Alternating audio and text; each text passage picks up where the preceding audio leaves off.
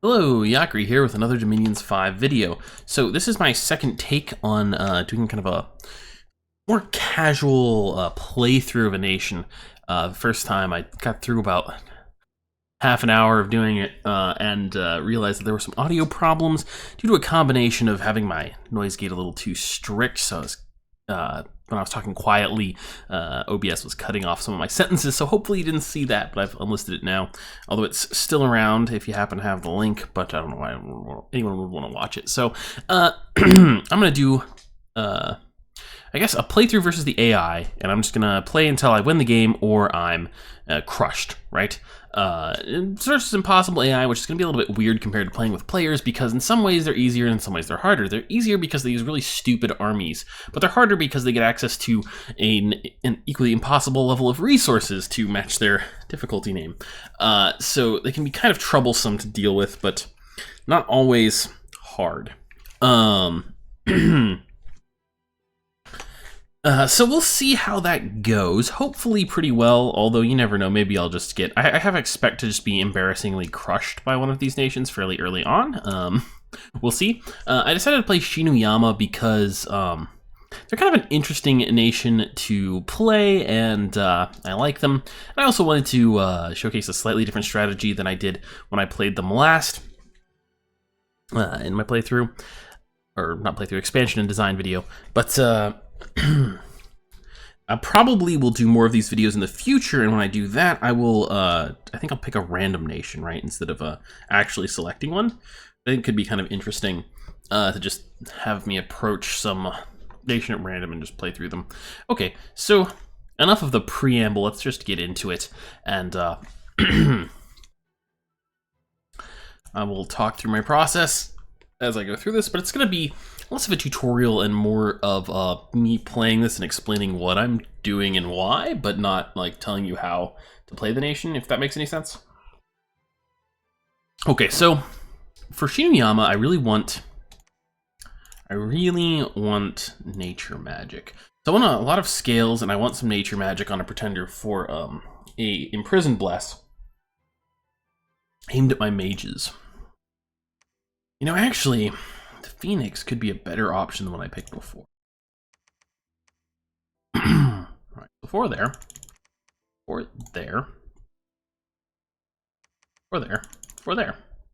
Neat. So this is Dominion Immortality, which isn't as OP as regular Immortality is now. But, I like the idea. So, the reason I like to do the Phoenix, last time I tried this I did, the Bakemono Kinshu, who's pretty good. Kunshu? I think it's Kunshu. He's pretty good, don't get me wrong. But he what's the word for it? He has death magic, and I don't... It's not that death magic itself is bad, it's just I don't really care about getting death magic, because it doesn't give me a good minor bless, right? And I couldn't easily fit air magic onto him, right? I'm not sure this has enough free scales points either. I'd have to actually go... I don't know if this is worth it. So I could take off Blood Surge, and I think that lets me get much better luck scales. Yeah, like pretty good, honestly. But here's the thing. Blood Surge is really handy, and you can summon some sacred units that would really benefit from Blood Surge, particularly strongly, right? I don't know if it's worth it to bother, though. It would be helpful for your Bakemono sorcerers, and with Unaging and some items, you could actually, and Blood Surge combined, you could actually thug with them okay. That'd be interesting. But I think maybe I'll drop Blood Surge, and we'll just add in Resilient. I think I like this overall better than with the Bakemono Kunshu, because, well, I can't attack into enemy dominion, which is unfortunate. But I believe this way, without Blood Surge, it gets a little bit better pathing than you would have with him. And it gives me precision. Precision is really handy on mages that are going to cast evocations, which is going to be a thing that happens. Now, I've chosen Inspirational Presence with my fire points because There's not much you can do, super good things you can do with fire, and he has fire anyway, so I probably want to get fire 4 and get fire boosters and do fun things with fire boosters and whatnot. But major fire resistance, not super relevant. Attack skill, not relevant at all. Superior morale, not super helpful. Inspirational presence, however, is a little bit helpful, and we'll see why when I start the game. Yeah, let's try this. Random name? Sure, why not? Okay, so minor story events, score graphs. Score graphs, disabled. I mean, actually, I'll enable them. Why not? That's fun. But I would never enable those in a multiplayer game. Some people like to enable them in multiplayer games. I think that's kind of nuts, honestly. Let's remove random research, actually. And Thrones of Ascension, yes. Let's make this a little more fun. We're going to require, like, 10 Ascension points. Let's see. Well, 6 level 1 Thrones is probably fine. Do 3 level 2 and 1 level 3. 2 level 3. This unbalances the game a bit, but hey, it's kind of fun.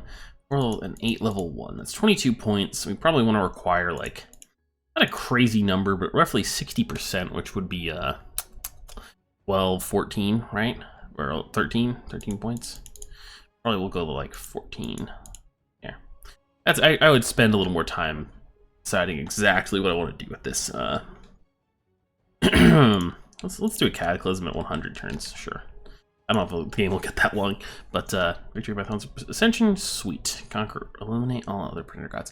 Much better options nowadays in Dominions, but I still like the Thrones of Ascension. And I kind of like playing with a good variety of thrones. It's less balanced. Probably for optimal balance, you would have only first level Thrones of Ascension and nothing else, because the throne effects can be quite powerful. But I kind of like them. I kind of like them in the game, and they make things more interesting. Personally, I like turning up special sight frequency, but since my videos are intended to be, at least even for these more casual ones, at least partially educational, I feel like I probably shouldn't alter those settings, at least, because that's a little more of a controversial preference, I think. Okay, I think this is all good. Yeah, okay. It's gonna take a bit to generate the match, but what I was talking about before with, what was I talking about? The inspirational presence, inspirational presence. Blah, blah. Yeah, so with that, the deal is that when you prophetize your initial commander, who's already a good leader, it's going to make him a fantastic leader with the additional bonus to morale and troop leadership, like size, the number of troops you can lead, right? So that's the really nice thing you get out of that.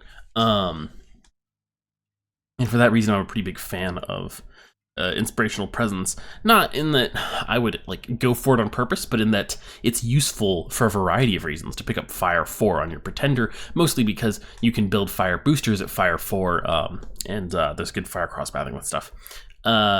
So if you already have fire magic on a pretender you want to pick for other reasons, like in my case, I want to pick the Phoenix because he's immortal and because he has air magic, right? But he also has fire magic, and you can get value out of that fire magic, so you should do it. And I think that's the best way I can do it on this nation. On other nations, though, there are times when you could get value out of the fire resist. Like the most obvious example would be comboing it with Barkskin, right? Okay, so for research, okay, it spreads it out in all of your paths. Interesting. We're going to go Conjuration 3, and then Enchantment 4, and then Evocation 3. I might queue that up, but that's okay. Now for recruitment units, someone suggested that Obakemono would be more powerful than Kappas for early expansion. I tested both and found them to be very similar, and it's kind of hard to tell which is actually better, but Obakemono might have a slight edge, so I started expanding with them instead. And it's gone okay. I certainly can't like complain about it. And I don't know, it's kind of fun. They got big meaty clubs. That's the main thing I like. They got those big 30 damage clubs. It's really cool. All right, I'm gonna try and scout this game particularly well, since it might actually matter, and I'm gonna try and win. We'll see how that goes. I'm combining these guys because it doesn't really matter since they're undisciplined anyway, and they're just kind of gonna do what they're gonna do. I don't really care about the archers dying that much either because they're not very useful. But no, cast spells. We're gonna queue up only fire. Let's see. Extra effect on hit damage, fiery death. Oh, good. Lots of damage. That's good. I should really do a video sometime on all the different smites, because some nations get way better smite spells and like banishment, undead banishment spells than others. and set on fire. So there's one undead version where it just kills them instantly. It soul slays them, and that one is actually a lot better than the other ones in my opinion, because you hit a lot of targets. It's like a very wide AoE soul slay, and if you have that particular flavor of banishment, you will obliterate undead armies with your priest 3s. Makes them far more powerful of a resource. So that's really limited. I want to expand this way. I want to expand this way, by the way, because of the rivers, right? So if I expand here, I have to go over here, and I want to go here and get myself more resources before branching out, so that my other expansion army can go over here and take these guys out, and that'll be that. Okay, so let's repeat recruitment. Okay, and turn. Oh shit, that's not good. Huh. Ithium is right nearby. Aww. I don't like that. I don't like that. I'm a little tempted on random generation to set it to 20 provinces per player, because it always feels like, maybe it's because of the water provinces, everything's a little bit too close, at least when I'm playing with AIs. But then again, AIs are more aggressive than regular players. There's probably a lot of why. It feels that way anyway. Okay, so we need to get a dude. I want to get, I want to get a Bakumono General, mostly because of the AD leadership, right? Which is a +1 morale bonus for your squad, which is good. A lot of the times, these guys actually have great morale, but you really want your units to fight to the death during expansion for the most part. Okay. Turn. And now, about around your 3rd expansion force in most games, you're gonna want to recruit Kappas to send into the water. But sometimes, if you're like surrounded by land, might not do it that early. But often it'll be that early that you'll do it. Okay, let's see here. Okay, so we want to keep expanding, following lines of least resistance for the most part. This is kind of an awkward position if I go this way, because this could be really hard to expand into. But yeah, you know what? Actually, I will. I will go over here because of that. Okay, and these guys are going to expand this other province we want, and then we're going to go into the water, because we've got 2 adjacent water provinces. Taking these in order to get resources is going to be crucial, and unfortunately, I believe water provinces still give kind of poor resources, relatively speaking. So we're actually just going to be pretty sad about that. Being near water provinces, that is. And Shinuyama prefers to be near water provinces, unfortunately, because of their ability to go into them, right?